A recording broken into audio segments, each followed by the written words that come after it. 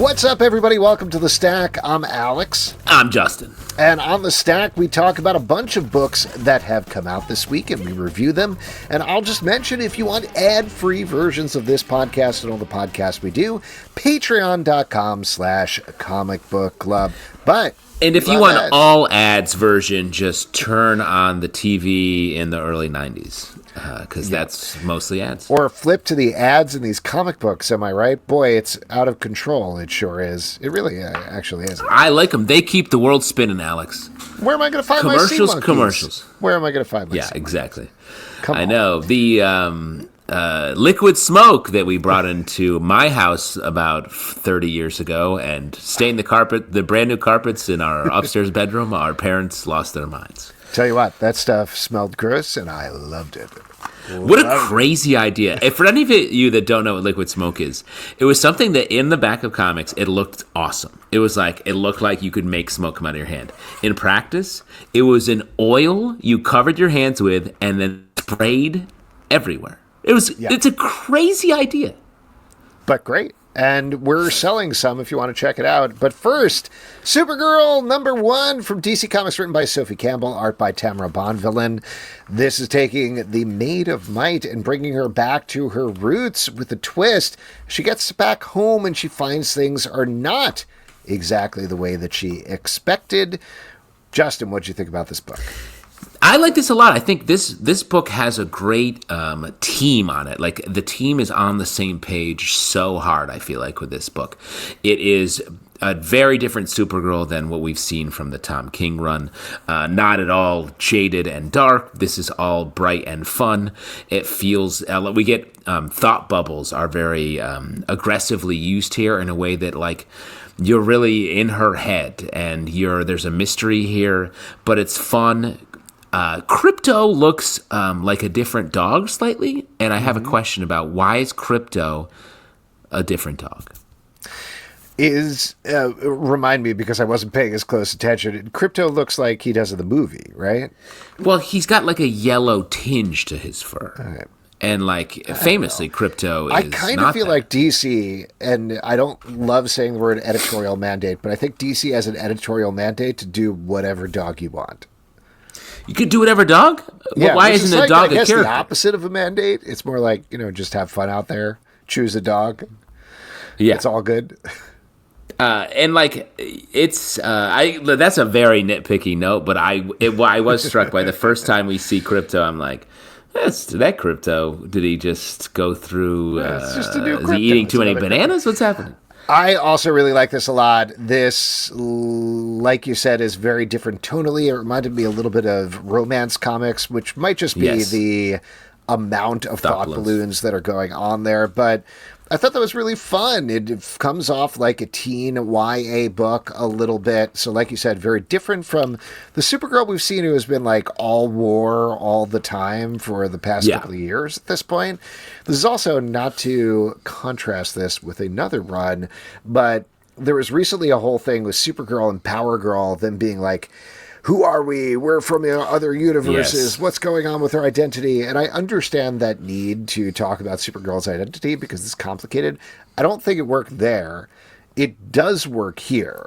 And it works here because it brings Supergirl back to basics in a way. This is, I think, going to be very comfortable for anybody who is familiar with Supergirl from the CW series. It's not quite as aged up as that, but it has similar, like, very fun continuity bits going on in it.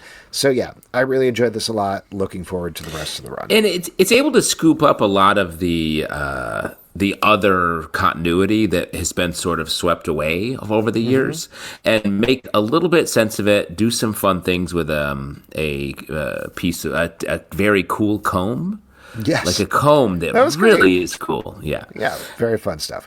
But, I mean, the whole issue is about identity in a way because there's another Supergirl in town that is maybe taking her identity, and she seems a little bit fragile in her identity, which I really liked. It feels like that they took a criticism of the character and were able to weave it into the DNA of this new series. And that's really cool. That's hard to do. And it was set out in a really fun way.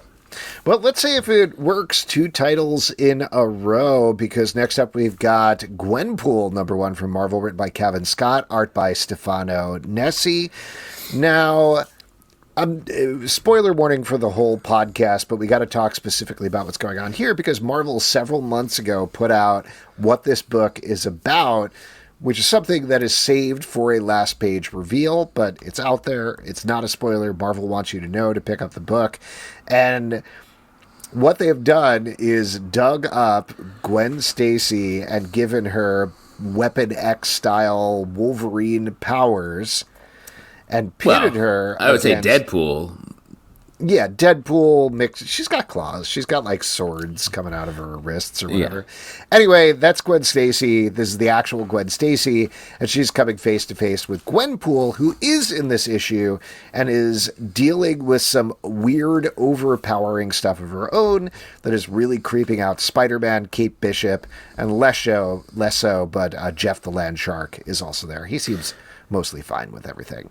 Well, pretty real side inclusion of Jeff the Land Shark. I was like, oh, a comedy book because Jeff the Shark's in it, and I was like, oh no, nope, that's not what this is. Okay, so very controversial. People very pissed and upset about it for a variety of reasons, because they feel very proprietary over Gwen Stacy. Also, for anybody who is confused, Gwenpool is neither Deadpool nor Gwen Stacy. She is a woman named Gwendolyn Poole who comes from the quote-unquote real universe. She was a comic book fan. I went to high school with her. Did you really? Yeah. So you're the same age as Gwenpool? Yeah. Well, she's been lost in the comics for a while. She's been lost in between the panels. She ends up in the Marvel Universe and uses that knowledge to figure out how to be a mercenary, was the word that I was looking for, like Deadpool, but over time that has morphed into sort of these continuity warping powers where she can literally walk outside of the comic book page and into other panels, which is on display here. So that's a lot of information up front. Justin, over to you for the weather. And I would say I liked this sunny day we had here in New York City. So back to you, Alex, to finish the review. No, I liked this book, but to your point, I feel like you need to know so much. Like, this book is on the outer edge of all continuity, because Gwenpool felt like sort of almost like a joke idea, where they took a character and were like, what do people love about Deadpool? That he can talk to the reader directly and can break the fourth wall in comics. What if there was a character whose whole thing was breaking the fourth wall? That's Gwenpool. That's really all she can do. And they actually are very smart. Cavan Scott does a great job of like using that power to make it an actual power here, which I thought was really cool and innovative. And then to take the actual Gwen Stacy, make her this Weapon X killer, and she kills people in this. I was like, you have to know so much, and you have to be ready to be mad a little bit, or be at least like ready for an aggressive change. And it is also funny because it's sort of like the controversial pivotal moment when in the DC universe, when Batman and Superman both realize their moms are named Martha, and that becomes very important. It's like these two people are like, I'm Gwenpool. Now we have to have a relationship about this. And it feels very constructed from an editorial point of view, but I still enjoyed the story. You got to know what you're getting into here, I guess. Yeah, I think so. Definitely this is an external thing, but knowing about the Gwen Stacy thing going in and then them playing coy about it for an issue, for that to be the last page reveal, I was like, I can't fault the comic book for that, but I can fault the reading experience in terms of, well, I knew this from page one. Maybe we could have gotten into it sooner, because I agree with you. I really like the Gwenpool stuff and all of the sections with her teaming up with Spider-Man, Kate Bishop, and Jeff. Very fun. Fighting Fig Fag Foob. Very fun, creative, enjoyable, weird. Something is wrong with Gwen's powers. They're weirder than usual. Great. All that stuff is great. The Gwen Stacy stuff right now, I don't know why it's there or why it's happening, and I understand that is the function of a second issue, but knowing that going in, I was like, let's get to that, because that's the reason you're telling this story. I assume. So I need to know what that is to be hooked in here. That's all.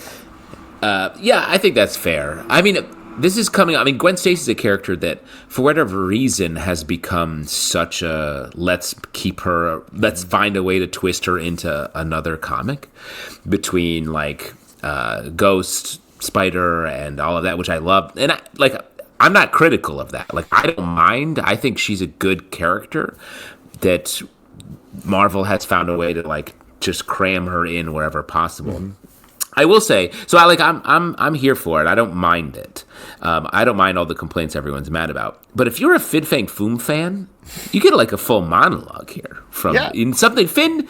My guy Finn doesn't really talk much in most comics. He's usually growling or just like being. Well, and I'll also say Stefano Nesi draws the hell out of this. There's a great splash page where he's roaring Godzilla style in the distance that I thought was really cool, and it's there for a really good setup for a joke.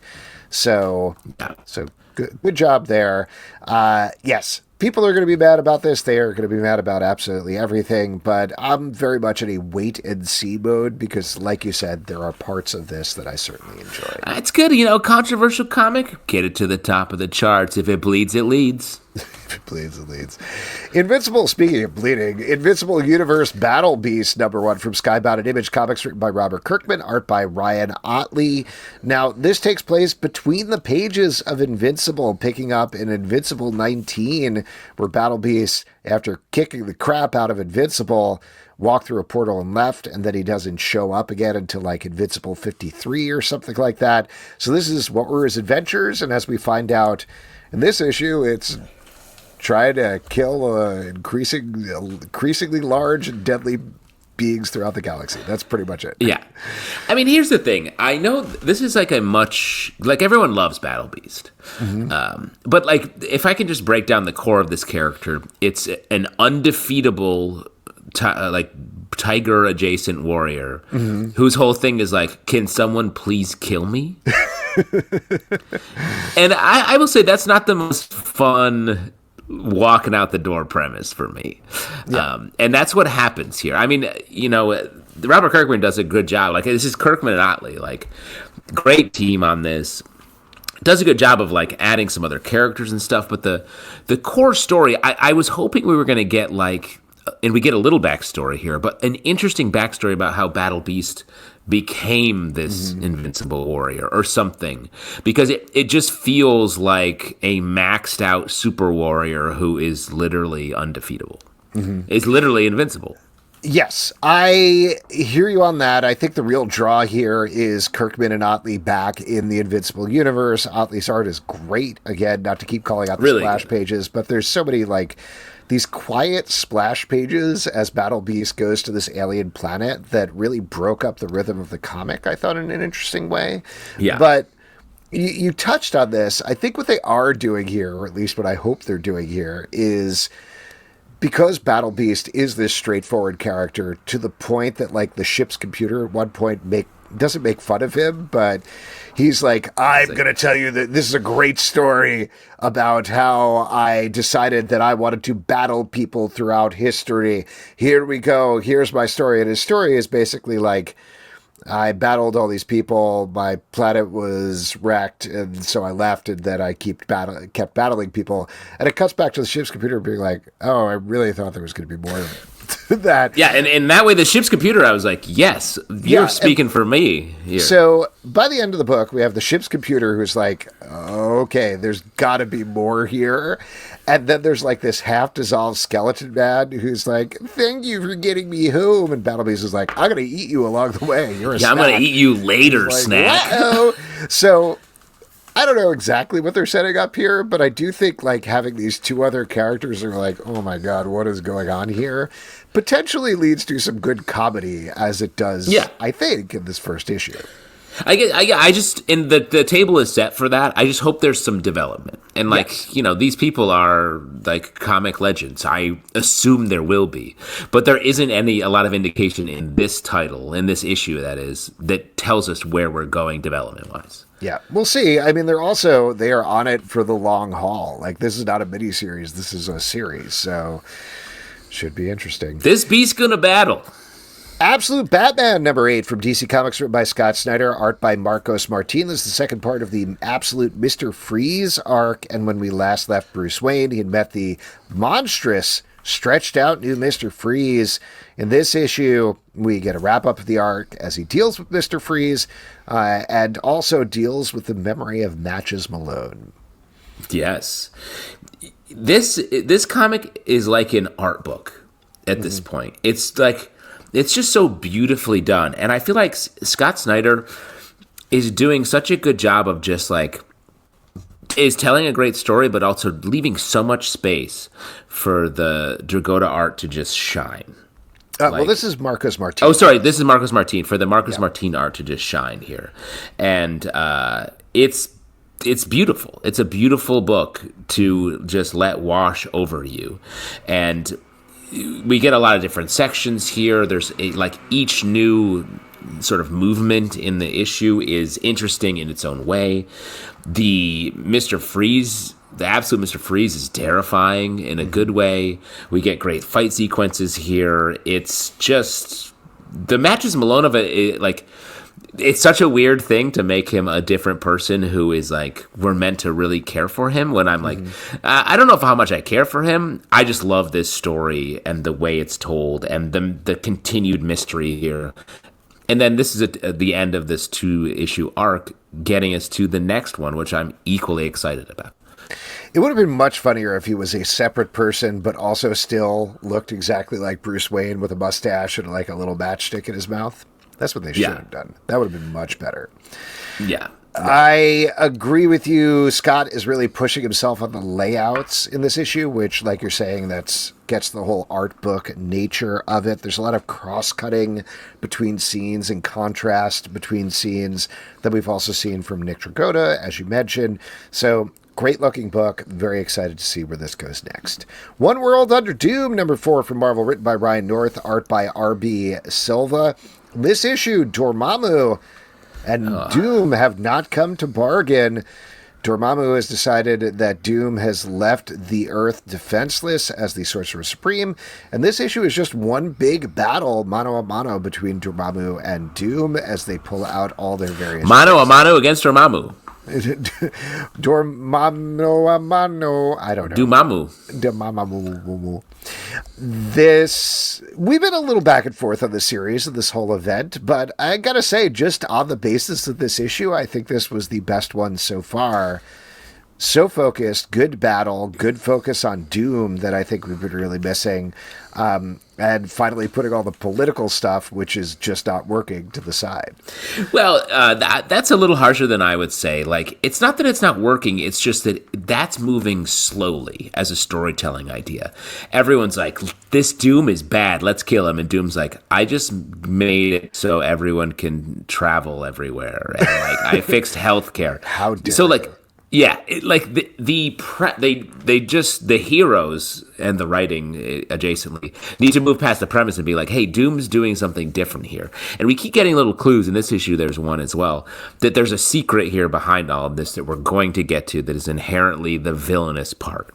Mm-hmm. So, but that all aside, this issue as a big knockdown, drag-out fight is awesome. And it's really nice because the narration is Doom, and he's like, I fucked up. I'm bad at this. Because that's the other part about this is this crossover, and especially this title, has made Doom the protagonist. He's the main character. The heroes are out of step with reality. So, we are, just from a narrative point of view, riding with Doom in this event so far. Well, I disagree with that a little bit, and I actually think, not to plus it up a little bit, but I think that would have helped if it was more clearly from Doom's perspective from the first issue. And you do have these villains who are attacking him, who are the Avengers and Fantastic Four. That would be great, but we've thus far been getting it from their perspective as they attack him. I think the perspective flip really worked here because we do, to borrow a term from you, get inside of his head. Yeah, and Dormammu is such a good villain here because you forget how powerful he is because he's always just beat up in the Marvel Universe, or at least for the past decade or so. Like, he's just wrecked constantly. But this issue is like, no, he's actually very powerful, and that's good for Doom to fight someone who is a little bit ahead of him on the Doctor Strangeness of it. And pointing to some weakness. But again, like, now we're like, come on, Doom, beat this bad guy. Yeah. Dark Regards, #1 from Oni Press, written by Dave Hill, art by Artyom Topilin. We had Dave Hill on the live show this week, so check that out for a chat about the origins of this book. But this is a fictionalized version of the true story about how Dave antagonized a bunch of black metal bands in Scandinavia, and it ultimately almost led to nuclear destruction. Kind of, not really. Maybe. Regardless. Dark Regardless. This is a very fun comedy book that really channels Dave Hill's voice, I think. Yes. I mean, Dave Hill, like, I don't know, if you don't know Dave Hill, just, like, Google him. He's a New York mainstay comedian who's had a just wild, interesting life and career. I'm a little biased because I worked with him on a show for many years ago. But great dude. This story is like, I love how it's based in reality, but operates above reality. But also gives you this like fun story about how he did like sort of start pranking these black metal bands, while at the same time giving you like a nice slice of life of being like a New York comedian at the same time. Like, it's a really good comic from a writing perspective, and the art, I think, it really pluses it up and makes it come alive from a like tinges of horror, while also getting some of the more slice of life graphic novel stuff that when Dave was on the show, he talked about being a fan of when he was younger. The biggest thing for me from our interview was that Dave drew one of the covers, and he was working to be a comic book artist until he became like successful as a comedy musician. So that's wild. That is pretty cool. And on the art style, the Artyom Topilin, I love his stuff. He worked with Kyle Starks on a bunch of books. I want to say he did I Hate This Place, but I could be wrong about that. But this seems even more cartoony. It's like not all the way, but it seems to be channeling Sergio Aragonés a little bit. Yes, that's a great call. Very fun. If you're looking for a wild story in comic book form, check this out. Batman Dark Patterns, #6 from DC Comics, written by Dan Watters, art by Hayden Sherman. The way the series works is you get 3 issues on a case from back in the day, earlier in Batman's career. And this case is a bonkers one because the ventriloquist kind of has taken over an entire apartment building. Last issue we found out it wasn't the regular ventriloquist at all. It was somebody else who was talking through this apartment building, turning it into one giant Scarface. And we get the conclusion here. Another great arc for this series, I would say. I mean, having to puppet a whole building, very difficult to get your hand up underneath a whole building. Yeah, not if you're Godzilla. I don't want to spoil something later on, but... Oh, great point. Do you think he ever does that? Like, picks up 2 buildings? It was like... I think in the Matthew Broderick movie, he fully puppeted. He was like, he puppeted the Empire State Building, I think, briefly. Yeah. It was like Rampage, the video game, except puppets. That movie has one of my most favorite last lines ever, which is Jean Reno is walking away, and Matthew Broderick's girlfriend is like, who was that? And he's like, I don't know, just some French guy. That's the last line of the movie. Great movie. That's one of those movies where you're like, was anyone paying attention for the whole movie? Like, I feel like people were paying attention at points, but that's because that's the one where Godzilla eventually goes underground and is like can fit inside a sewer. Yeah, that's the one. Godzilla lays a bunch of baby Godzilla eggs in Madison Square Garden, and if you ever have a chance, if you've never seen '98 Godzilla, I think it was something like that. Yeah. Go watch the end on YouTube, the final fight as they're escaping from Madison Square Garden, because it is one of the stupidest, worst things you will ever see in your life.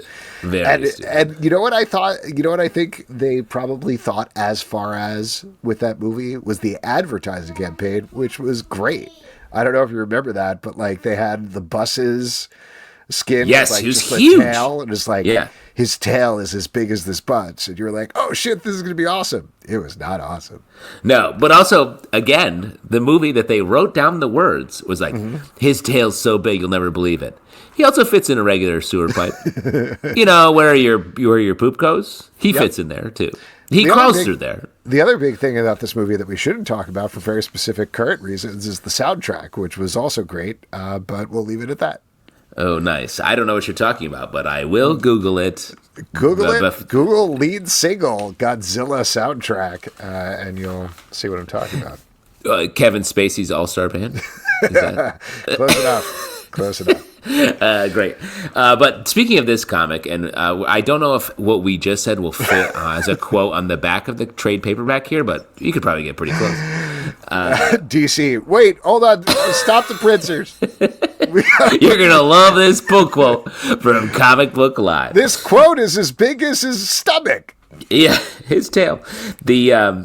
This book, I love the premise of this book in general. It's giving us, like, I've talked about art book before, but, like, we're getting that here. It's nice, like, weirder Batman stories. What I love about this is the Hayden Sherman art is giving us so many different perspectives. Like, Batman's in this building, and we're getting a lot of just, like, the quote-unquote camera is moved around to a lot of different places, which is really cool. The story is weird, but the art is really good. But the big thing I want to credit here is Batman. You get to see Batman do actual detective work in this in a way that I really haven't seen in a long time. He spends a lot of this story, this issue, working shit out. And I feel like Batman's whole thing is like, actually, I solved that 10 minutes ago. And I'm like, oh, I'm sorry, I'm reading this. So I would like to actually see how you solved it. And we get that in this comic, which is very cool. Yeah. Next up, Spider-Verse versus Venomverse, #1 from Marvel, written by Kyle Higgins and Matt Groom, art by Luciano Vecchio. This is an event that's been led up to for a while. You could probably figure out what's going on here, but a team of 5 Spider-Mens and 5 Venoms, Spider-Mens, as they're known. That's a technical term, are forced to fight by 2 hearts that want to control the universe. Whoever wins, the other ones are obliterated from reality entirely. And most of this book, Spider-Man and Venom are like, oh, we really don't want to fight. We really don't want to Can we not do this book? They're sort of like, hey, they're calling their agents being like, can I opt out of this comic book real quick? I have a lot going on. I was not looking forward to this just because I'm tired of the Spider-Verse stuff in general. Like, there's been good stuff out of it, but I don't know. I know this is tilting at windmills, but I like it when Spider-Man is a singular character. Like, we're way past... I'm sorry. Way you like Spider-Man from the 60s? I guess, or something. Like him being like, boy, I'm really out of my depth rather than like, there's 5,000 more of me, and I'm their leader because I'm the best one. That to me is like, I don't know, that's not Spider-Man anymore. I'm not sure. But... Oh, no, but you must love it when they're like, the web of life is actually a heart of spiders that lives there is. That's the next thing I was going to get to, is there's so much work that Kyle Higgins and Matt Groom have to do in this comic where even the characters like, hold on, I thought there was a web of life. It wasn't null, the whole thing with symbiotes. They're like, yeah, there was that, but we're above that. We're one level up. And... what were you going to say? Oh, I was going to say, here's the thing with that, though, is I think that's the red herring of this comic. If I can make a prediction, I think that will be revealed to be the actual villain, and the Venoms and Spideys are going to actually come together to defeat whatever this fake thing is. For sure. So the thing that I was going to say is, like, there's a lot of work that goes into this in terms of making this valid at all, to the point that also there's, like... And because Eddie Brock is not Venom right now, they have to be like, yeah, we got the classic Eddie Brock Venom, but it's a different Eddie Brock Venom, so that you can see what you want to see, which is Venom versus Spider-Man, but it's a different guy, so that we can make... So lots of complex stuff going on, but the point that I'm getting around to is Kyle Higgins and Matt Groom are pros at this sort of thing and know how to execute on this, and even though there is a ludicrous amount of groundwork that needs to go into this, you're still getting some fun fights and some fun character moments. And if what you want is Spider-Verse versus Venomverse, this book delivers on that. Well, and like, I think just the title alone is like, hey, do you like complexity? Because that's what this is all about. Like when they reveal, and we read the lead up issues to this where they selected these characters. Just the character selection moment alone is like, hey, I'm Spider-Ham. I'm Recluse. Like we have to like meet these characters for the first time, and it's like just writing that is hard. Yeah. So these guys are doing great work by writing this with a light touch and getting us into the story in a good way. But I look forward to seeing like some of these people being sort of red-shirted off, I feel like, while also having them come together to fight against whoever is manipulating them into it to begin with. Let's move from one tournament to another with Exquisite Corpses, #1 from Image Comics, written by James Tynion IV, art by Michael Walsh. This is a project with a lot of hype behind it. They have a whole staff of writers and artists who are building out this world of Exquisite Corpses, riffing off of the term Exquisite Corpse, which is usually when you write something, hand it to the next person, they continue it, and it goes around like that. I don't think that's actually how this is working, despite the title, but they are spinning it off into a playing card game. They're expecting they're going to have one maxi series here and then potentially more maxi series and spin-offs to go. But this introduces a world where a secret cabal of families have been controlling the world for centuries at this point. Once a year, they take over a small town, have a bunch of killers fight. Whoever is left standing, Hunger Games style, is the one who rules the world at the end, and that killer gets a fun prize at the end as well. So a fun prize. This is also like a 68-page book, I want to say, something like that. So It's huge. What'd you think about this, Justin? I mean, this is like, just from a storytelling perspective, this is like a double Black Diamond task that James Tynion jumps into from a writing perspective, because he introduces the idea that there are 13 families that run America, one from each state, and also a small town featuring other characters who are sort of going to get caught up in this big battle that's coming. And man, that's so many characters to introduce, so many ideas, so many directions, and it works. Like, it's hard, but I was like, oh man, we're gonna get each state coming through here, each of the original 13 colonies being like, hey, here's my fighter with a distinct weapon, a distinct tone, a distinct idea. And all of that, I think, does hang together, and we get to know a couple characters from the town that I'm legitimately worried about. So James Tynion is doing a great job. The Michael Walsh art is excellent. We get these almost trading card moments for each of the fighters, which is really cool. So, like, it's very complex. I sort of want this to be just a graphic novel or one volume, because it's such big meals. I'm curious if every issue is going to be this long, or it was more like, let's establish all this and then we get into the bracketing of people fighting each other. That's my guess. I don't know for sure, but I would imagine that the rest of the issues are normal length. The other thing that I'm curious about that I should have looked into further, but was not immediately clear from either the press releases they sent out or Image Comics site, is, given the name, I'd assume that it's like James Tynion and Michael Walsh set it up, and then they pass it on to Pornsack Pichashot and another artist on the second issue, and then somebody takes on the third issue, etc., etc., etc.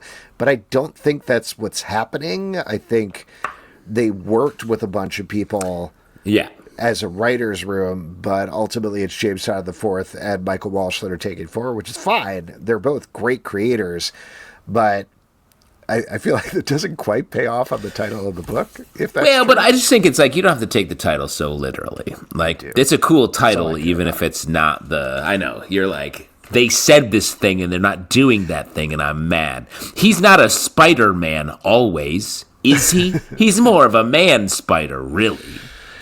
I guess my point is that it seems set up for that, with these 13 different killers in there and the 13 different families, that we would pass it on to somebody else and they would focus on somebody, some other killer as the main character each issue. I don't know if that will happen, but I guess we'll see. Regardless, this is a good setup with some great art. I'm curious to see where this goes next. Yeah, I mean, I guess if I had to sell readers on it a little harder, I would call it like Squid Game adjacent. If you're a fan of that Netflix show. You know what it reminded me of, which is probably the wrong comparison because there's no cars in it, but Twisted Metal a little bit. Oh, yeah, that's fair. Just you have all these like arch over the top murderer characters all in the same place, all gunning for each other. So. Yeah, or like Avengers Arena, if you remember that series back in the day, it definitely has that very bracketed, structured energy to it. DC versus Vampires, World War V #9 from DC Comics, written by Matthew Rosenberg and Shane McCarthy, art by Otto Schmidt and Fabio Veras. In this issue, factions are switching back and forth as the vampires make an alliance with humans. Darkseid is coming after Mr. Miracle, and there's a whole bunch of switch-em-ups and mix-em-ups. Yeah, I mean, you have to know what's happening in this to know what's happening in this. Like, it would be crazy to be like, the first comic I ever read, it was DC versus Vampires or World War V #9. That's the one that really hooked me, where I was like, what? Like, there's only a handful of characters who are humans left. Green Arrow, the leader. You've got a bunch of new gods showing up here, like, yo, your world's crazy. Watch out, Darkseid's bad. He's too hard to beat. Then you got Batgirl, Barbara Gordon, just being like, I'm the vampire queen. Like, there's... I mean, the biggest indicator is you've got Batman and Alfred hanging out. Except Alfred is Green Lantern and Batman is Ra's al Ghul in the Bat costume because Bruce Wayne died a long time ago. So we had Deadman is playing Yeah, no, I was just going to say that Mr. Miracle had a baby that now is filled with Deadman, and so they draw the baby like a little Deadman who keeps talking to them. So yes, it's very complicated. I'm not saying this dismissively or negatively at all. My main impression reading this issue is like, I sure hope this is wrapping up quickly. Just like this whole world, because like when we had Matthew Rosenberg on the show, he was very much like, yeah, I love doing this, have lots of thoughts, I'm good. And it definitely feels like we need 3 more issues and then the end of DC versus Vampires come to a satisfying conclusion, because this issue is a lot of like, I'm over here, now I'm going over here while you came over here, and we're all kind of missing each other. So it's everybody sort of like jigging around in a circle. And that's fine. That's moving the pieces around the board. But we need to come to a satisfying emotional conclusion, which I feel confident this team could do. Yeah, well, and like I know that maybe sounds negative, but like it'd be like walking into the last episode of Andor, which is airing right now, and I'm very excited to watch. What do you think's going to happen? It's not the right place to talk about it, Alex. But it'd be like jumping into the last episode of season 2 of Andor and being like, I can't wait to get started with this. Like, you have to have watched what's happened before and after to know what's up. I'll tell you what, this is not to slag off anybody listening to this podcast that's done this, but one of the things that drives me up the wall is when people are like, yeah, I watched the finale of that. That show seems dumb. And I'm like, you didn't watch anything else. Nothing else that happened. What chaotic person just like drops in on a finale? It's like, I get this. You're not allowed to judge it. Like, you're allowed to experience it. Like, if you want to experience, like, oh, everybody's watching the Game of Thrones finale and I want to be hanging out with my friends watching it, that's fine. But you can't be like, this makes no sense. But what's your life? What are you doing? Yeah. Are you just like, you adopting like a 78-year-old and be like, this is my child, he's 78. It's like, okay, well, what? That's not, you didn't raise this 78-year-old. You didn't, like, you can do that. Do what you want. But, like, that's not your child. Yeah. Similarly, DC, to what we were saying earlier, if you want to take any of those quotes we just said, like, that's not your child or whatever, throw it on the back, feel free. You have really good stuff. But while we're talking about quotes, I love this book. I've loved this arc. This is the best mini-verse in DC, I think. And while this is, like, satisfyingly complex for me because I've read every issue, like, I want this to keep going somehow. So, like, I don't know what dark arts we can practice on Matthew Rosenberg to find a way out of this into another series, because this has big finale energy, like you're saying. Interesting. So in this scenario, you are DC, you'd like it to continue, and I'm vampires. I'd like to suck the last blood out of it and just be done and move on. Yeah, you're just sucking blood, and I'm just like, hey, man, you want to suck some more blood? How about this different blood? You want to try some new blood? You want to try this 70-year-old man I adopted's blood? He's my son. I raised him. Well, why don't we talk about some old blood meeting each other in Godzilla vs. X-Men, #1 from Marvel, written by Fabian De Souza, art by Emilio Leso. This is the latest one-shot that jumps forward a decade to the 2000s, I think is what's going on here, as the iconic 97 version of the X-Men fight Godzilla, and then, of course, team up with him. You know, Fabian De Souza was writing X-Men then, and I think he really nails that tone.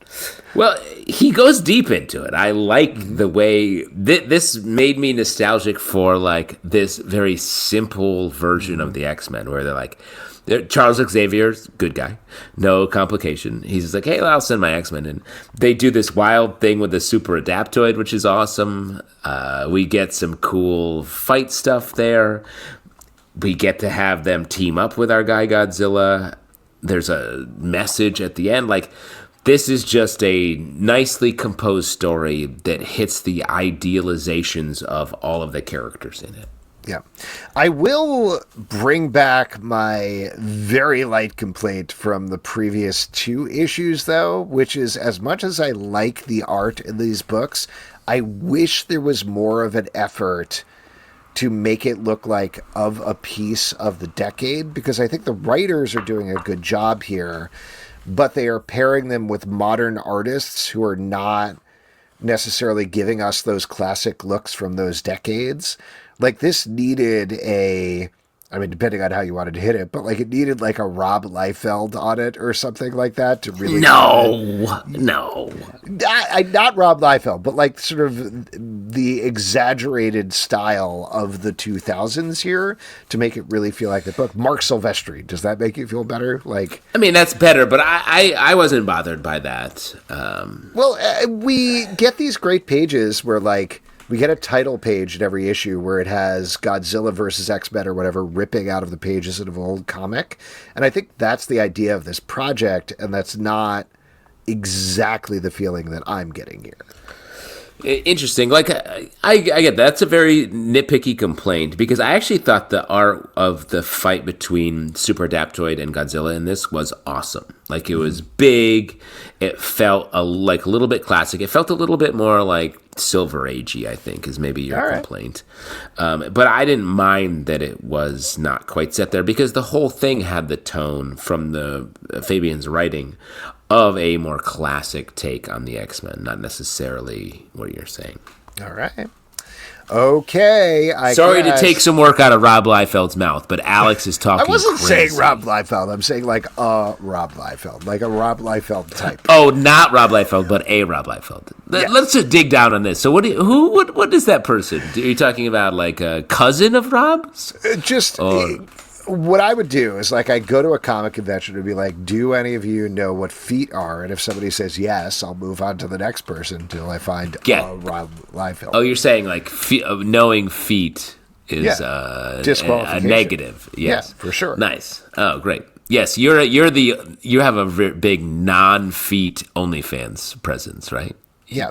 Well, I'm actually running, that, and also I'm running a competition show called America's Next Great Rob Liefeld. The sign-off that I'm working with right now is, I'm sorry, your pouches are empty. And then they have to go. That's good. I love that. It's nice. It's sort of like Top Chef, but for empty pouches. And let me say, I don't know how many of Rob Liefeld's pouches that he drew had a lot of stuff in them. Yeah. They all felt a little empty. They did. They felt a little... They were floppy pouches back in the day. Energon Universe 2045, special #1 from Skybound and Image Comics, written by Joshua Williamson, Daniel Warren Johnson, and Robert Kirkman. Art by Andrea Milana, Daniel Warren Johnson, and Connor Hughes. This is the free Comic Book Day special, which is now less free this Wednesday. They're charging money for it. And we're getting 3 stories... One of G.I. Joe with Transformers, another one of Void Rivals with Transformers, and one of Transformers with Transformers. Yeah, man. In a universe named after the juice that powers the Transformers, it's really crazy how the Transformers have taken over. I have a question for you. So, Where's Pete? Is it Where's Pete? Please, Pete, can you answer any questions about this era? I just felt like a nostalgia bath. I love this. Good. This feels like Really my good. childhood coming back. My adult life, it really hasn't panned out that well, so I really love to go back to that younger age, etc. Great cover, no description. So Let's clip that. here's my question for you, because I think you actually are going to know this answer. I missed this on Free Comic Book Day because no store, and I went to several stores, none of them had this, and it wasn't like it sold out, like it just was not delivered. There was some sort of mix-up with the shipping. It went to some places, so I missed it there, but then I got the press release describing what happened inside from Skybound, and they were like, huge deal, this is the first appearance of characters from Mask, M-A-S-K. And I was like, oh, okay, interesting. Read the book. I would have had no idea that there was a character for Mask in here if I had not read that press release. You know what Mask is, though, right? I loved Mask when I was a kid, and I didn't read that press release, and it was like, I didn't notice that. Yeah. That must be the dude he goes to visit in the first story. Tracker or something? Yeah. Okay. Well, when I saw Tracker, I was like, oh, Pete's going to love this because he loves Tracker, he loves Clutch, and he loves this Transformer. Yeah. Oh, that's funny. Here's the thing, though. They're like, let's have more characters in here that wear masks and ride cars that turn into boats. Like, not necessary. Just a quick note. We're good on stuff happening in the Energon universe.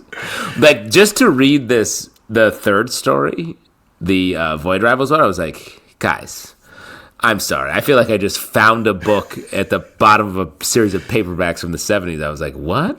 Yeah, and what they're are like, these screaming heads all about? And they're like, stay tuned. The Quintessence War is coming. I was like, okay. Is it? It's like, I wake up one day and I was like, I have to go to a baptism? I feel, I know I'm being very quibbly about things in this episode, but my issue with this is, like, we read everything from the Energon universe. I like Skybound. I'm rooting for it. There's been some great stories that have come out of this. Free Comic Book Day to me should be books that you're like, are you interested in this? Here's a jumping on point so you can find out about this thing you might like. I've been reading every issue of Energon Universe, and I don't completely know what was going on here. Yeah. Like, and to me, that is a unsuccessful Free Comic Book Day book, down to the Daniel Warren Johnson story where it's like they're forming a jazz band on Cybertron, and then he sees jazz.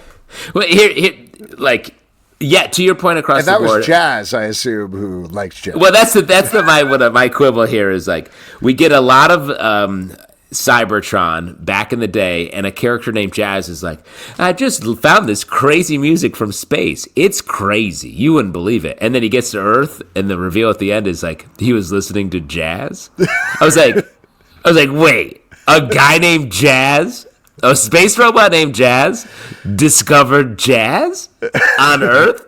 What are we doing here? And like I liked the story, but I was like, the implications of it are, I'm like, guys, you're pointing too hard about how crazy it is that you've turned the nonsense of Transformers and G.I. Joe into a universe. Yeah. To have be like, his name is Jazz. He's from another planet, but he loves jazz. I was like, make Jazz his name when he gets to Earth, after he listens to jazz, please. Otherwise, it doesn't make any sense. Yes. In any case, that was free at one point. Yes. Do you have another thing? No, I have some positives to say. Like, I like the Daniel Warren Johnson story, except for the meta thing of Jazz finds jazz. The front story is good. I didn't know the maskness of it, but I like what's happening. Mm-hmm. I do feel, I think all of the Energon universe, because I don't know it, like Pete knows it, knows all these characters and loves when they say their names. I don't know them as well. So every time I'm like, oh, that reveal isn't working on me. Mm-hmm. But just from a pure storytelling perspective, I like it. And the end of that first story I thought was cool. It's the Void Rivals one where I'm like, I don't know what's happening here. Yeah. Well, which is weird, too, because Void Rivals finally revealed its premise in previous issues. So, like, we finally actually know what's going on in Void Rivals. And then we got to this and it was like, oh, you lost me again. So, yeah, we'll see. We'll see. Anyway, Fire and Ice, When Hell Freezes Over, #2 from DC Comics, written by Joanne Sterer, art by Stephen Byrne. Fire and Ice first switched powers, and then thanks to a relic stolen from Zatanna, have now switched bodies, but not exactly the right way. So they are in the wrong bodies with the wrong powers. There you go, and things go worse and spiral out from there. This is such a weird concept that completely works for me, just because how much it's like ending the premise of like, let's just go, let's move forward. Here we go. I agree with you completely. Like, this is really working, and is the spiritual successor to the not necessarily the Justice League era of the Justice League, and like. That's a hard thing to live up to. The whole, like, Keith Giffen and all that stuff was, like, a comedy-forward team that still did stuff. And that was, like, the lead of the DC Universe for a while, which is crazy. But this is doing it. It's doing it in a fun way. There's still stakes to it. There's still, like, real story happening here, and I think it's excellent. And, I mentioned this with the first issue, but I like the first series, but there was often a lot going on. Here, I think this has done such a better job of balancing everything that's happening in the book. Like, there's a running bit here where Elron, the weird little robot, is running for mayor, and they just keep coming back to it in a very fun way. Just the fact that his name is Elron is very funny to me. Yes. It's a great, if you're looking for a great comedy book, definitely pick this up. Thunderbolts, Doom Strike #4 from Marvel, written by Jackson Lansing and Colin Kelly, art by Tommaso Bianchi. In this issue, Bucky has been captured by Doom, and Doom just will not feed him the suckling pig that he is tempting him with. He throws a pig at him. He throws a pig at a guy. Oh, disgusting. The worst thing that Doom has done all week. Also, meanwhile, Black Widow is building up a team to go and free Bucky from Castle Doomstadt, I believe it's called. Nice. Yeah. Thank you. Anyway, you know Latveria, though. You love, you vacation in Latveria. You love this series. What'd you think about this one? I do love it. This, to me, is, of all of the One World Under Doom books, this is really working. And this feels so Thunderboltsy in the right way. It's a different take on the idea of Thunderbolts. I talked about this in our Thunderbolts draft, where we drafted different characters to make our own teams of the Thunderbolts. Check it out on our feed. But, like, this is the book that feels like Doom is running shit, and there's a team that needs to rise up against him, and this is the only team that's actually working as a way of challenging Doom. And that's exciting. Yeah, and there's big twists here. I think Lansing and Kelly have just nailed the tone of how to write Bucky over various series and miniseries. They just crush it here. There's a great moment with Songbird in this issue as well that I thought was very cool. This is just a cool book. And the thing that I think also they're doing very nicely, it is nowhere near the continuity of the MCU, but this is a series that you could hand somebody who came out of Thunderbolts and like it and be like, read this. Yes. Check it out. It has some of the same characters. They're in different positions, but you're going to enjoy this next for sure. Because the vibe is there. The tone is there. Like, it's well written. There's a lot of characters, but we know what's happening all the time. And I just wanted to shout out the rise of the World War II Ghost Rider. This character has come out of nowhere and is, like, everywhere. Yeah. Right. What was they named the trailer park like Johnson Phillip or something like that? Trailer Park after Philip Kennedy Johnson, which I thought was Johnson and Phillips Trailer Park, yes. Yes, there you go. Very cute. The Cold Witch, A Tale of the Shrouded College, #1 from Image Comics, written by Charles Soule, art by Will Sliney. Per the name, this is continuing the bunch of mini-series following the tale of the Shrouded College, a mysterious organization that is battling for control of the world. Each miniseries has a different tone to it. We got Hell to Pay, which is a big heist thing about stealing demon coins. Then we got Vampires in Space One that I'm blanking on the name of right now. Yes, I'll tell you in 1 second. Yes. It is Sun-related, Bloody Dozen. The Bloody Dozen. There we go. And The Cold Witch, interestingly, we don't exactly know the tone of this one yet because this ties pretty heavily back to Hell to Pay, the first miniseries, at least in this issue, as one of the characters who died there, his, I don't know, I want to say girlfriend, paramour, whatever, is looking into what happened with him and this character, the Cold Witch, on the title. So this is like a prologue issue, if anything, I would say. Yeah, I like the way, I mean, Charles is building his universe. This is like his thing. And this is a little bit reading into it, but I feel like the lessons he's learned from all of his work in the Star Wars universe, he is putting on display big time in the Shrouded College, where we're dropping into his stories like in the middle. We're learning about these characters while the action is happening, rather than so many comics.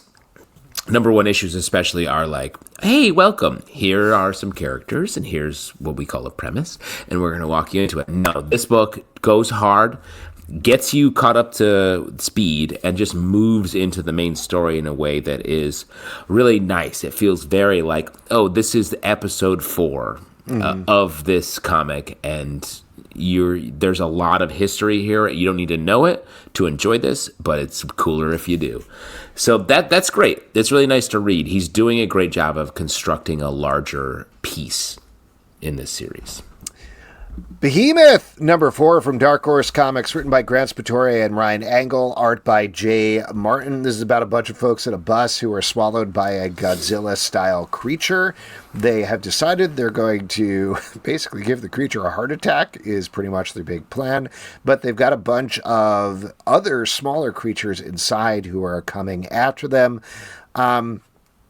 I gotta say, without starting off too negative, I've generally enjoyed the series and I like the tone. Yeah. But this last issue, to me, felt like they rushed through the endings so quickly, Agreed. Which was a bit of a bummer because I really liked the setup here. I don't know if they needed 6 issues and downsized to 4, or exactly what was happening, but it just went quick, and I wanted more. Yeah. I think this should have been 6, especially just the pace of the first 3 was very much like, okay, we're just they're stuck in the stomach of this kaiju. All these characters, they need to figure out how to get out. And in this, they were like, I know how to do it. We'll do this. And then they do it. A bunch of people die all at the same time. And I was like, wait, I don't know. I like that. Okay. And then the stuff happens to bring it to a close. And then we land with this and then life went back to normal. And I was like, oh, interesting. I just... the big note, the big takeaway is I think this needed at least another issue or two to really feel like they are paying off the really great stuff that was set up in this. Yeah, and it was a really great setup. The art was very good. I'm glad we read this series, but yeah. I don't know, director's cut it or something like that. The Immortal Thor, number 23 from Marvel, written by Al Ewing, art by Jan Bazaldua. Now, we checked out of this title for a while, just no particular reason, just the discussion was getting a little samey, I think. Yeah, we booked a room in this title, and then we checked out. Yeah, exactly. We had to check out. Right. And Dunstan, of course, checked in, as we all know. Yes, as we always say. That guy's on our tails. Oh, Dunstan, you're a monkey, man. Anyway, I thought it was worth going back to it now that they're going to kill off Thor in several issues' time to see how that's going to happen. In this, Thor is battling a gigantic beast, and there's some twists and turns. What'd you think, Justin? How'd you feel checking back in like Dunstan? I mean, I think that in this he has to, we learn about some weapons. There's a little bit of backstory here. He has to basically put a ring on the nose of this big old bull god, which seems hard. One of my big takeaways from this is it is crazy that Thor works. He flies by just throwing a hammer and then holding on. Uh-huh. That doesn't Like, we need to change that. Like, eventually, like, back in the day, Wonder Woman flew in an invisible jet, and we changed it. Let's just make Thor fly. Because he does a lot of flying around here where I'm like, that doesn't make sense. He's just being dragged around by his hammer. Yeah, it just feels not good. I felt reading this issue the same as I felt reading previous issues back when we were talking about this more regularly. There's a lot going on here. It's very dense.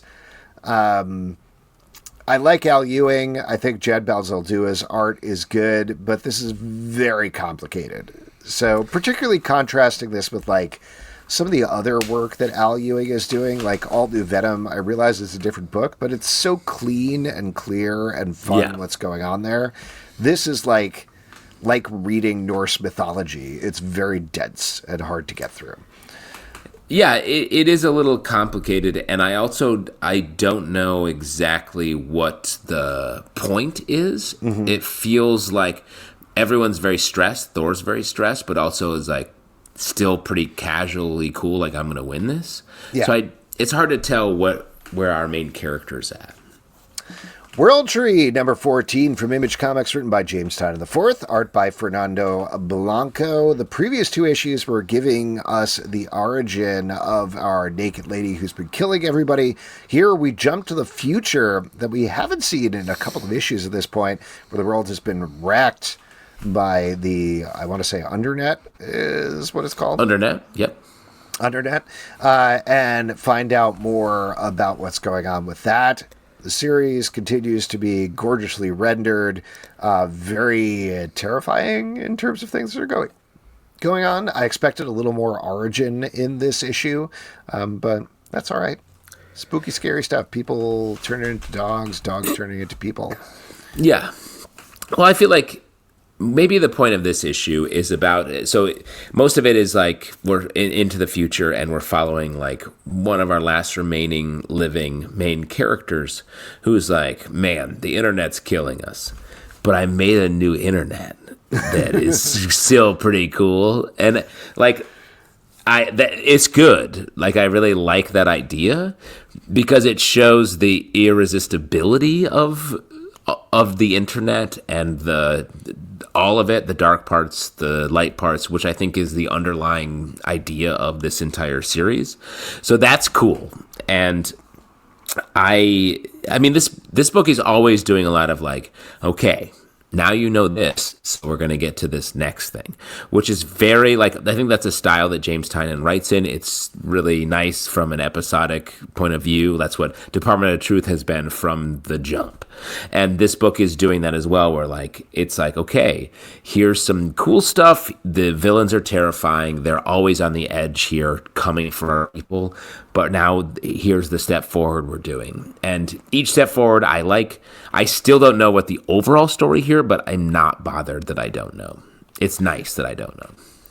Mine is a long, lonesome grave, number 4 from Oni Press, written by Justin Jordan, art by Man House. We've been following a man who is trying to stop a curse that was put on him, only to discover at the end of the last issue that the person he thought put the curse on him was actually dead. Find out what happened to her, as well as who actually put the curse on him by the end of this issue. I thought this was really nicely done, with a twist that made a lot of sense from the place that we started in the series. I think overall this is a really well-constructed, surprising, beautifully drawn revenge story that I liked quite a bit. Yeah, the art, especially this issue, was really well done. Like, it felt like it was all dark.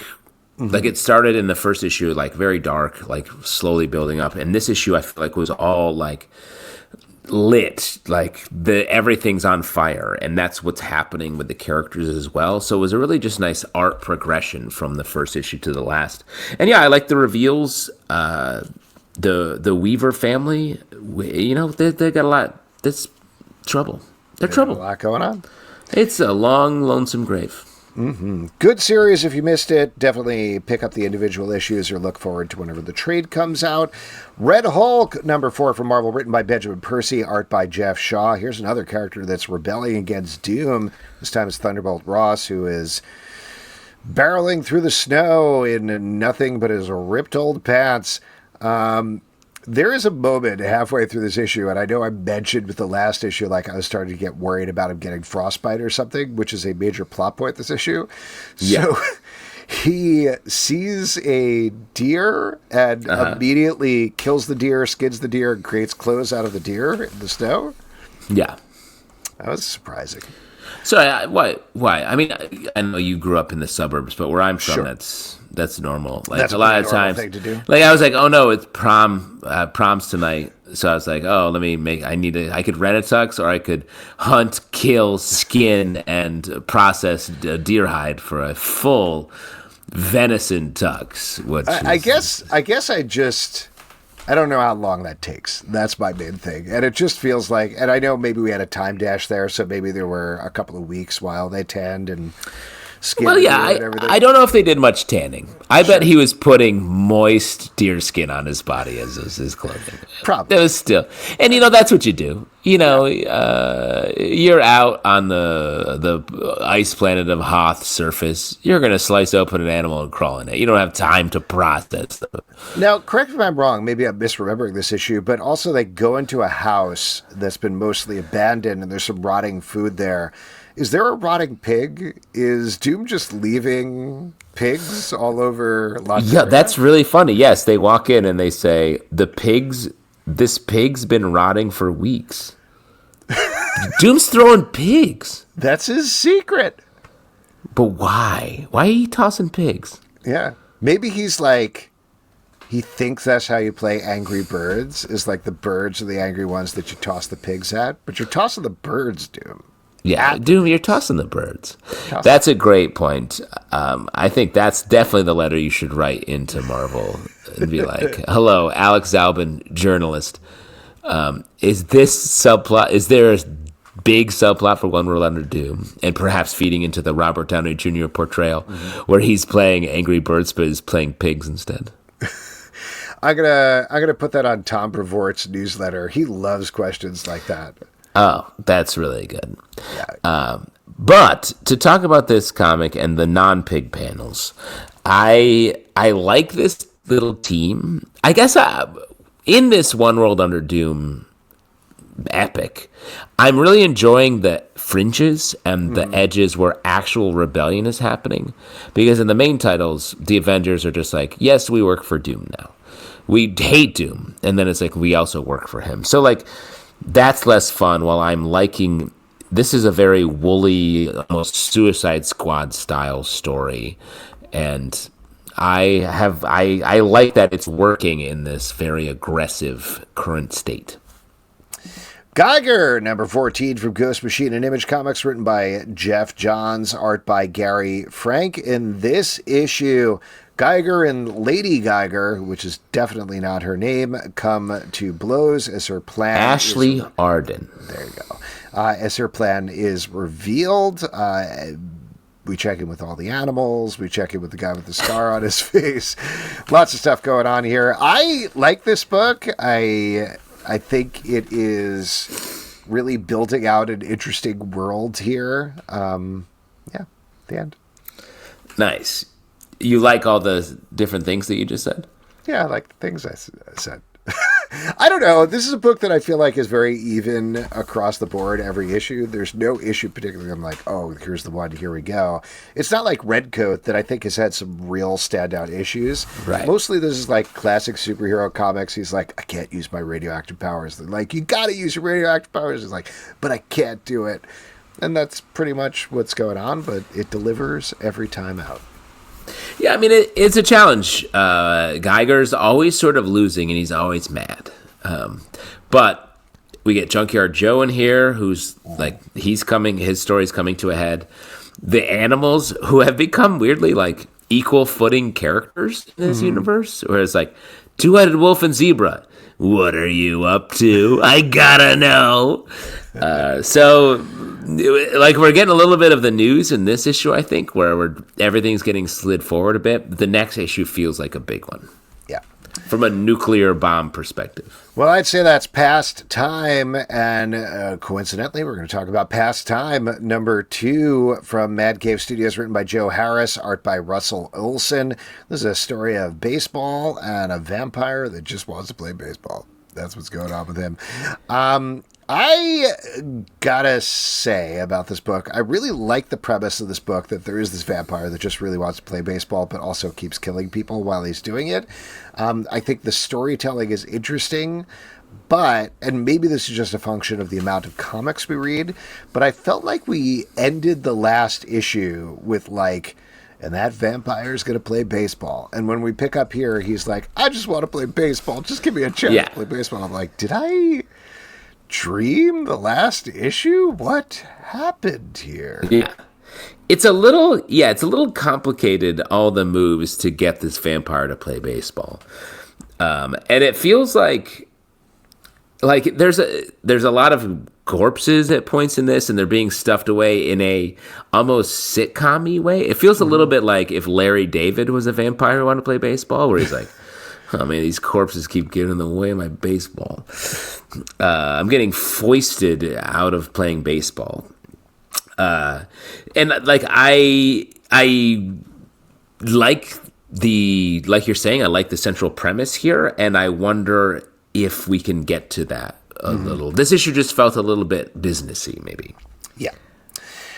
I Was a Fashion School Serial Killer number 2 from Image Comics, written by Doug Wagner, art by Daniel Hilliard. The concept is right there in the title, except we have a main character who has a compulsion to kill and then turn her victims into clothing and other accessories. But at the same time, she's finally learning how to make some friends. I love the tone of this book. I was a little worried. I mentioned this on the live show, but this team, which I really like, I like the art, I like the weird, wild swings they're taking with their books, has a tendency to do a banger of a first issue, and by issue 2, it's like a deflating balloon, whereas we blew up the balloon and now it's going over here and you don't know where it's going, which is okay. Again, they're taking chances, but I thought the first issue was so strong, I was worried about the second issue. I think they knocked it out of the park. This stays the course. It's emotionally interesting. It's fun. It's crazy dark and violent. But like you were talking about getting rid of bodies, there's a great panel here where she just has a skinned corpse that's kind of hanging out of the closet, and somebody comes over and she's like, ugh, gotta stuff that in there. Yeah. Very fun. And a skinned corpse is gonna stink. The skin is like a trash bag on the body, keeps the smells in. Skin corpse is going to stink a lot. If I may, that's why when I go to my my garbage bagologist, dermatologist, I'm like, fix my stink protector, would you? They know what do they say? What do they say? They're like, get out of here. I'm a professional. I'm a doctor. Yeah, but I agree with you. This is really good. It keeps the tone where our main character is a ice cold murderer, but we're riding along with her the entire time and are like, yeah, you got to kill again, or otherwise you're going to be scratching. And I hate an itch. I hate an itch. So it's good. I like the series of kills we get here are really good. The art matches the tone in a good way. I'm fully on board.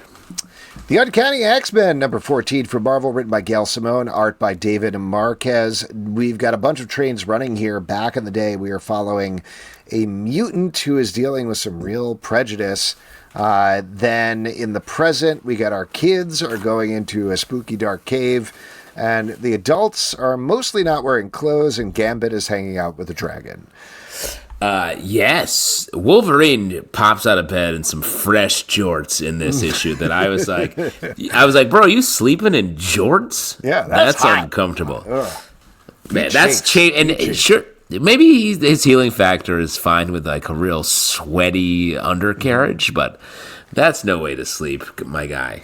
Yeah, this is no way to sleep, bub. There is a 0% chance that he isn't freeballing into bed. I know you're not wearing jorts and underwear to sleep in? Well, I'm saying like Wolverine, I think canonically he wears jorts to bed, as we know. But in my head canon, he is 100% sleeping in the nude because he is too hairy and too warm to do anything else. Oh, you're saying that in your head canon, which is like your imagination, is what we're saying, is that Wolverine is nude always, and he just slides on some jorts when he has to see people. Yeah, I think so. He's the best. Do you think he's putting on like a onesie or something to go to sleep? No, I think he sleeps in the jorts. Bed. This comic. I don't think he is literally commented on like, "Hey guys, put some clothes on. Don't just run out of bed and fight stuff." Is literally said. Yeah, that's true. So I just think the way his shorts look, I'm looking at him right now. These are wrinkled. Like he's not throwing them out. All right. I think he sleeps in these. Do you think his bed sheets are also denim? Because I do. Yeah, this guy likes to be wrapped in denim. I mean, he's Canadian. He's all denim all day. All denim? He's got denim pillowcase. Not flannel? No, denim. Canadian tuxedo. That's what it's called. So he's fully like really? Denim bed sheets, denim curtains, his shower curtains, denim. This guy's all denim. Oh, my God. Denim carpet. Yeah. He's got Levi's 501 carpet. Yeah, people are always to Wolverine. They're like, does the denim carpet match the denim dress? And they do. Yeah, this guy's got denim pubes. That's how Canadian he is. That dude's Canadian. Yeah. We're joking a lot, but I actually think this is my favorite arc for this series in a while. Like, it's still weird and woolly. Like we have our core young mutants facing off against this mystery that is the flashbacks we're getting in this, which are really good, really well done, super detail oriented, both in the writing and the art. Really cool. And then we're getting Gambit just hanging out with a dragon, which is weird. Mm-hmm. That's weird in this story, but it's also working. It's just funny because. And I think we're about to do a State of X podcast where we're going to break down what is happening in the X universe. And a little spoiler for my takeaway. This book is Uncanny X-Men, but it feels like Excalibur. This feels like it's tonally an Excalibur book where it's mixing magic, mutantdom, and weirder mythical storytelling in the middle of this very specific X-Men team. And I very much like it, but it's funny to me that tonally it just feels very different than what I expected. Yeah.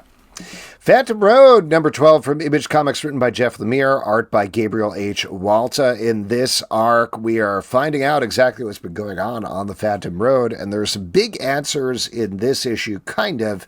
But we find out what's going on with the weird angel egg. We find out what is up with the strange mud golems that have been wandering the road. And even find out about the Billy Bears, the roadside diners, and what their purpose is in this world. Justin, I know you were excited to get some mythological answers in this title. What did you think? Ooh, you are on mute. Yeah. I love this title. Oh, just a quick mute. What was I doing? You'll never know. You were screaming. Yeah, I was screaming into my mid-stack pillow. I do my mid-stack scream, and you never hear about it until now. What am I screaming about? I'll never tell. I love this comic, and I love this arc specifically. This series spent 10 issues setting up a lot of mystical, mysterious circumstances, great characters, but just like, what is this? What is this cross-dimensional thing happening? Who are these people?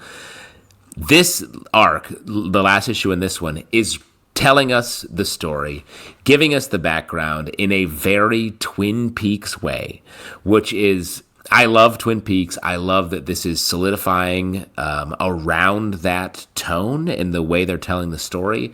I think, like, doing a David Lynch type story is hard, and I think that Jeff and Gabriel Walta are doing a great job of hitting that without it feeling like a ripoff or even an homage. It just is like striking this tone of a great mystery that has very straight-laced people encountering deep mysticism. Great stuff. Next up, Transformers number 20 from Skybound and Image Comics, written by Daniel Warren Johnson, art by Jorge Corona. In this issue, Megatron is back. He's coming directly for Starscream, among other things. Again, wish Pete was here to talk about this. He would be really excited about this. He'd be very excited. I, on the other hand, find it a little silly that Megatron was like, fix Starscream. Now I'm going to kick the shit out of him. Now I'm going to make him pick me up as a gun and shoot this other Transformer. Now I feel especially weird that we are reviewing this because the idea that Megatron is like, all right, you loser, pick me up because I'm a little gun. I'm a little gun now. You got to pick me up and pull the trigger. And then all the other bad guys are like, hey, he's too weak. He's a little gun, and even then he's still too weak. Do you have to shoot him again? And then Starscream's like, okay. And he just keeps pulling the trigger. I'm like, why is this? Yeah. And this is this because that's what happened in But you don't have to do it. Toys. You don't have to do it. Nobody is making you justify that Megatron was a tiny little gun. I don't know. Except... All I was going to say is, like, I like the Starscream Megatron relationship, and I always have. I think the dynamic there is interesting, and that plays out well in this issue. But whatever we're leading up to with Megatron versus Optimus Prime, an event that we've seen 1 kabillion times, but is always satisfying, I'm looking forward to getting there. Yeah, and on the other side, Optimus Prime, like, we do get some nice conversations about what the spark is and all of that, and that's cool. And Optimus is like, yeah, I've been feeling a lot of emotions, rage. I'm very mad all the time. And I'm like, whoa, they're really boiling this pot of Optimus Prime, while at the same time we're getting the Decepticons truly just fucking around. And that's wild. And then we get this whole scene, and again, I wish Pete was here to talk about this, where they're like, hey, we made some new Autobots. They're all the airplanes. And the human's like, sick, airplanes. My favorite part of that, which also I don't know anything about this, is like, well, they're very tiny, but they're very sweet. Yes, they're tiny airplanes. Yeah, and they all are similar looking. There's air raid, firefight, skydive, and slingshot. Yes. And they're all Optimus's one of my cute favorite little things airplanes. with these Energon books is reading the first paragraph of the letters page, where invariably they're like, wow, can you believe it? Cooler is finally here in the book. That character that you love. I'm freaking out right now. And I'm like, I don't know who this is. I'm sorry. Yeah, it's just an editor's note. When we send this to the Energon fans, just delete this whole review. I would say this is not what they want to hear. Yeah, and by the way, I do want to say, like, and this is going to come out sounding kind of negative, but I mean this positively. While I was looking for information on the Energon Universe Free Comic Book Day special, I stumbled on this podcast that was talking about just that issue for well over 2 hours. And, like, that blew my mind. It blew my mind because it also blew my mind after reading it. I was like, how did you talk about this for 2 hours? But they are super fans of this, and they clearly find enough to dig out. The same way that we, if we really pushed ourselves, probably could talk about, like, I don't know, an X-Men comic or something like that. Yeah. Like, yeah, maybe we could stretch Definitely. Yeah, we could get into it. Yeah, we can get into it. Talk about Nightcrawler's Christianity and Swashbuckling. Whatever we say about it, if you are a fan of this thing and you are loving this thing and it does feel like it's putting you through a nostalgia bath or whatever, I think that's great. And that means there's a place and worth for this thing, even though it is not quite working for me personally. Well, and I'm happy to read this. I like reading it. My point is, no matter how much you love this canon, it's still funny that the big bad guy turns into a tiny little gun. That he has to be like, shoot me, Starscream! You have to pull my little trigger! I can't do it! That's funny. no matter how you slice it. So I'm here for it. I can't wait till he gets an even tinier gun, or like a little special nozzle on his tiny gun or whatever. I mean, I think legitimately what's actually going to happen is he's going to rip that arm cannon off of Optimus Prime, which is going to cure Optimus Prime of his anger, but then Megatron is going to turn into a tank instead of a gun, and Well, it's also funny in this issue, like, they're like, oh man, you are much cooler as a tank. He's like, but I'm not a tank, I'm a tiny gun. Yeah, like, and he's like happy to be a tiny gun. I was like, okay. X Factor number 10 from Marvel, written by Mark Russell, art by Bob Quinn. This is the final issue of this series as the team quits being X Factor and goes off to do their own things. We love Mark Russell. I think we generally like the art in this series, but have been sort of back and forth about it as a whole. What did you think about the wrap-up here? I'm sad to see this go because I do like this comic, and this does seem to be the most direct spiritual successor of these X titles. Like, X Factor in the past had this sort of like characters who don't quite match, talking about why they don't match, and still going on missions. And so I will miss this from the X canon right now because it's cool. And I want to shout out the panel, which is like one of the last pages, maybe page like 18, 19, of Havoc catching Polaris after he releases her. Her energy's crackling all around. There's like soldiers that she's sort of levitating all around them, and it's a great romantic moment between the two of them. Maybe my favorite page of the week. Really well done. And I think this series touched on some great emotions with these characters. It was still comedy forward. I'm sad to see this go. I enjoyed this. This never quite came together as a series for me, but I did really enjoy a lot of moments here. I mean, there was the whole corn dogging bit where there was the boss of the team always had a corn dog, and he was on a corn dog diet. Very funny. And we've established that as corn dogging. Yes, exactly. Something we do. Yeah, I do it to lose weight. The final issue here also had a really fun bit about Pyro going back to writing romance novels and then it all getting destroyed. Let me be honest, it was a trigger when he was finishing his romance novel and his computer got electrified and he lost it all. I was like, oof. Yes. Don't like that. Been there. Very funny bit, I thought, though. And so, yeah, when this title worked, it worked. Last but not least, let's talk about Golden Rage, Mother Knows Best, number 2 from Image Comics, written by Chrissy Williams, art by Lauren Knight. This takes place on an island where a bunch of menopausal women have been said to die, as well as a younger woman who is also menopausal. The twist in the first issue of the sequel miniseries is that a baby shows up at the island. And what are they going to do about that? Go crazy. Yeah, the baby is upsetting their lives, just like iconic movie from the 90s, Three Men and a Baby. Yes, pretty much the same thing. This is a book that I have a little bit of a hard time holding on to the tone of. I think there's some really good action in here, and I want to like this concept, which feels very much next door to Bitch Planet, the Kelly Sue DeConnick title. Yeah. But I don't know. It feels like it avoids the concept sometimes. Like it avoids the idea of these old women who have been banished here. It avoids the killing of each other, mostly in the first series. But we start to get back to that. We start to get back to that here, which I liked. So I don't know. We'll see where it goes.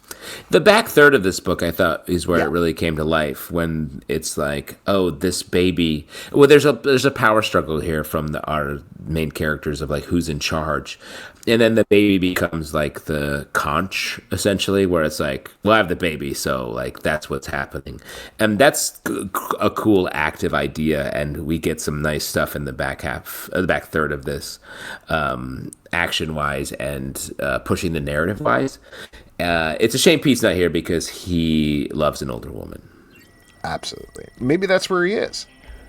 That's true. And that is it for He's the having stack. his own golden rage. Yes. And that is it for the stack. If you'd like to support this podcast and all the podcasts we do, patreon.com/comic book club. Also, we do a live show every Tuesday night at 7 p.m. to Facebook and YouTube. Come hang out. We would love to chat with you about comics, Apple, Spotify, Android, or the app of your choice. To subscribe, listen, and follow the show, comicbookclublive.com. For this podcast and many more. Until next time, we'll see you at the Comic Book Club. Dormammu, I am your Mamamoo.